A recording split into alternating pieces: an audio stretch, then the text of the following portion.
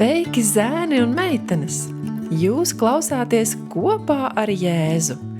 Šeit mācīsimies, cik ļoti Jēzus tevi mīl un ka viss, ko tu dari, ir īpašs, ja dari to kopā ar Jēzu. Tevi sagaida kāds jauns un aizraujošs Bībeles stāsts, ko tev sagatavojas pats Dievs. Vai esi gatavs? Šobrīd skan Atverot Bībeli sākumskolas vecuma bērniem. Šis būs A gada 1. ceturkšņa Mans mīlošais Dievs 6. nedēļas lasījums. Pirmdiena. Dieva apsolījuma atgādinājums. Vai savas grāmatas 47. lapas pusē jau aplūkoja šodienas lasījuma attēlus? Lasīsim par tiem. Dievs sniedza Ādamam zināšanas par savu apbrīnojamo apsolījumu glābt cilvēkus. To mēdz saukt par glābšanas jeb pestīšanas plānu, un Ādams par to stāstīja saviem bērniem. Viņš centās labi audzināt savus bērnus. Cik skumji būtu, ja viņi izdarītu nepareizu izvēli tāpat kā viņš. Vēloties sniegt uzskatāmu piemēru, Ādams aizveda Kainu un Ābelu, lai atrastu ideālu mazu jēriņu, labāko no ganāmpulka. Ādams stāstīja, ka šis jērs atgādina Dieva dēlu Jēzu, kurš kādu dienu nāks uz zemi, lai mirtu par viņu grēkiem. Kā mēs zinām, ka jērs simbolizē Jēzu? Par to lasīsim Jāņa 1. nodaļas 29. pantu. Otrā dienā Jānis ierauga nākam Jēzu un saka: Redzi, Dieva jērs, kas nes pasaules grēku. Tad blējošais jērs tika maigi novietots uz akmens altāra. Ģimene teica, ka nožēlo savus grēkus un lūdza Dievam parādīt savu žēlastību. Tad nāca skumjākā daļa. Asarām birstot Ādams nogalināja mazo jēriņu. Zēnu sirdis piepildīja skumjas, kad viņi bēdājoties novērsa no tā skatienus. Tas bija nopietns atgādinājums, ka viņi ir grēcinieki, kuriem vajadzēja glābēju, lai par viņiem mirtu. No debesīm nāca uguns, lai sadedzinātu jēra upuri.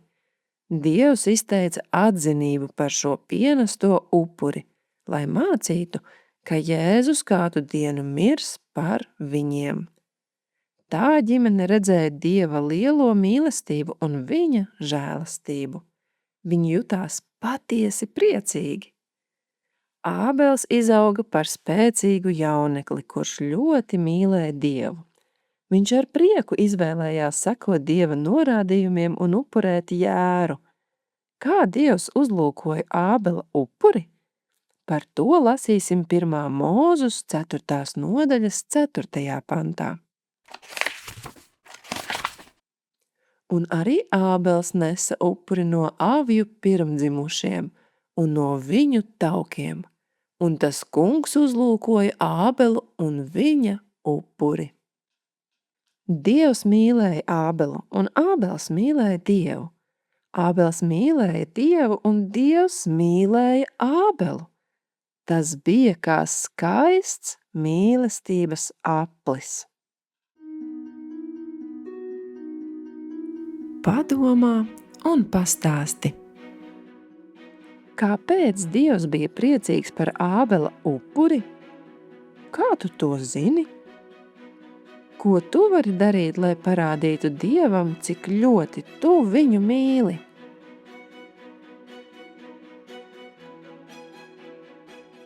Lai skan šīs nedēļas atmiņas pants Jāņa 14:23.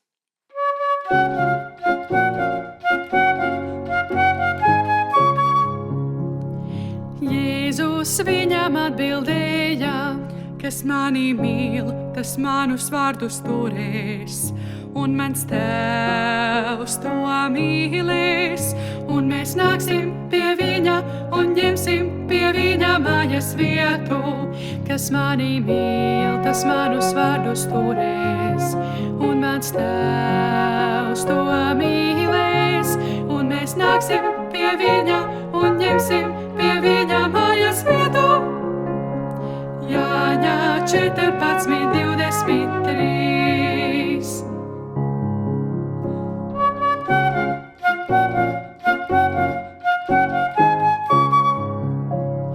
Jēzus viņam atbildēja, kas mani mīl, tas manus vārdus turēs, un mans Tēvs to mīlēs, un mēs nāksim pie viņa un ņemsim pie viņa mājas vietu.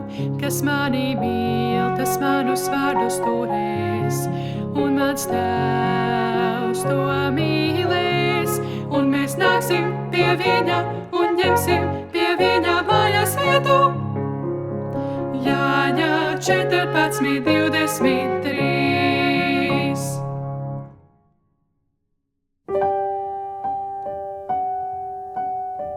Laiks lūgšanām. Sadodieties rokās visa ģimene, izveidojot apli. Pateicieties Dievam par viņa apsolījumu sūtīt glābēju un par Jēzu, kurš piepildīja apsolījumu un nomira par mūsu grēkiem.